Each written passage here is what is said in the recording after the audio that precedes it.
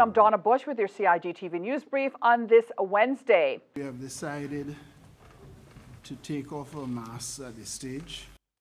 Chief Justice the Honorable Anthony Smelly there at the formal opening of the courts on Wednesday morning.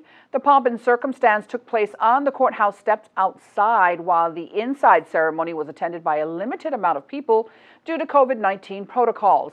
Court Administrator Suzanne Bothwell explains the importance of the Grand Court ceremony and jury duty, as well as the role of the Cayman Islands court system. The administration of justice is the third branch of government. It's an independent branch of government. It is a key part of our democracy, and it supports the society that we live in, where we can live in peace, without fear or favor, and we have equal treatment. So that is the opening ceremony, and every year we have it. It is where the indictments are read, and we start really the schedule for our most serious cases that will be heard in our jurisdiction in the criminal courts. And as many of you are jurors, you play an important role in helping to administer justice in that respect. Ceremony is very important to the legal profession because that is where we discuss, it's brought to our attention some of the key legal issues that are affecting the profession in that particular year.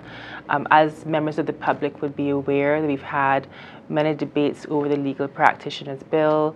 There are new bodies that have been created, SILPA and CARA, that regulate the legal profession. So therefore, this event is where the profession can come together and hear from the leaders who actually speak on the activities of these types of bodies, speak on the advances in the justice system. For example, we are living in a very different environment. We are at home, we are working from home. Sometimes in 2020 we could not go to our offices, but the judicial administration is an essential service. We are a key government agency, and we have to be operating at some level, even when we're in a, quite frankly, lockdown situation.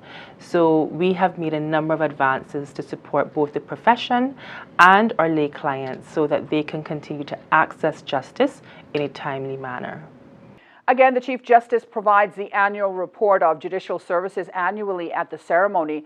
The ceremony was attended by many people, including His Excellency the Governor, the Honorable Premier, the Attorney General, government ministers, top government officials, heads of law organizations, legal professionals, as well as court staff. The Chief Justice again provides the annual report of judicial services at the annual ceremony. Remember, you can watch today's Grand Court opening on the Cayman Islands Government's YouTube channel on demand. We invite you to join us on Thursday when we outline some of this year's report from the Honorable Chief Justice. Well, today's sitting of the Public Accounts Committee in Parliament focused on the Health Services Authority's outpatient pharmacy services back in November of last year. If you missed today's sitting, you can watch it on demand on the Cayman Islands Government's YouTube channel. The second sitting of the Public Accounts Committee takes place on Thursday morning. The Displaced Tourism Employees Stipend program, which was launched and managed by the Ministry and Department of Tourism, will now be managed by the Ministry of Border Control and Labor. The changes came into effect from January 1st of this year. Meantime, January's payment will be dispersed to previously approved and enrolled recipients, with payout scheduled for this Friday, the 14th of January. Individuals who receive direct bank deposits and those who receive check payments will continue to draw funds as previously arranged. Now, if you have any questions in relation to the tourism stipend, you can call 649-6932 or email stipend@gov.ky and indicate the words tourism stipend in the subject line. Let's take a look now at the Wednesday evening forecast, which calls for fair to partly cloudy skies with a 20% chance of showers. Temperatures will fall to the low 70s, while winds will be from the north to northeasterly at 5 to 10 knots. Seas will be slight with wave heights of 1 to 3 feet. Tomorrow, we can expect fair to partly cloudy skies with a 20% chance of showers as well. Temperatures will rise to the low 80s. Winds will be from the northwest at 5 to 10 knots, and seas will be slight with wave heights of 1 to 3 feet. Now, the outlook calls for a developing low-pressure system just northeast of the Bahamas that will support a weak cold front that will move through the Cayman Islands area on Friday morning with moderate northwesterly winds and seas.